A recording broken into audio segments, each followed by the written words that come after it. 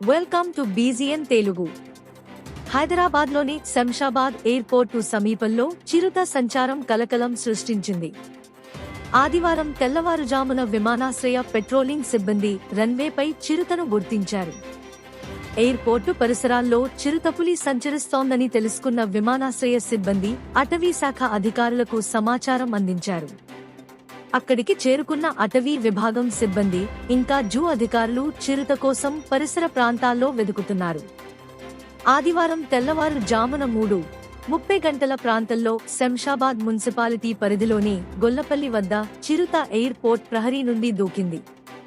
చిరుతతో పాటు 2 చిరుత పిల్లలు కూడా ఉన్నట్లు సమాచారం. ఆదివారం వేకువజామున 3:30 గంటల ప్రాంతంలో శంషాబాద్ మున్సిపాలిటీ పరిధిలోని గొల్లపల్లి వద్ద ఎయిర్పోర్టు ప్రహరీ నుంచి అది దూకినట్లు గుర్తించారు. చిరుతతో పాటు 2 పిల్లలు కూడా ఉన్నట్లు సమాచారం. ప్రహరీ దూకుతుండగా ఫెన్సింగ్ వైర్లకు చిరుత తగలడంతో ఎయిర్పోర్టు కంట్రోల్ రూంలో అలారం మోగింది. దీంతో అక్కడి భద్రతా అధికారులు అప్రమత్తమయ్యారు. సీసీ కెమెరాలను పరిశీలించగా చిరుత సంచరించినట్లు తేలింది. అనంతరం అటవీ శాఖ అధికారులకు సమాచారం అందించారు. ఎయిర్పోర్టు పరిసరాల్లోకి చేరుకున్న అటవీ సిబ్బంది చిరుతను బంధించేందుకు ఏర్పాట్లు చేశారు. చిరుతను పట్టేందుకు బోన్లు ఏర్పాటు చేశారు. ఎయిర్పోర్ట్లో నిఘా కోసం సీసీ కెమెరాలు ఫిక్స్ చేశారు.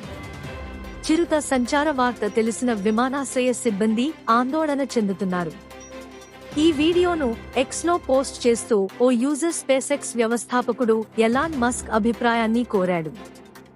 దీనిపై మస్క్ స్పందిస్తూ తాను ఇప్పటివరకు ఏలియన్స్ కు సంబంధించిన ఆధారాలను చూడలేదని, ఒకవేళ తన దృష్టికి వస్తే వెంటనే ఆ వివరాలను ఎక్స్లో పోస్ట్ చేస్తానని అన్నారు. స్పేస్ఎక్స్ కు చెందిన దాదాపు 6,000 ఉపగ్రహాలు కక్షలో ఉన్నాయని, వీటిలో ఏ ఒక్కటి ఇప్పటివరకు ఏలియన్స్ ను ఎదుర్కొన్న సందర్భాలు లేవని అన్నారు. Thanks for watching బీజీఎన్ Telugu.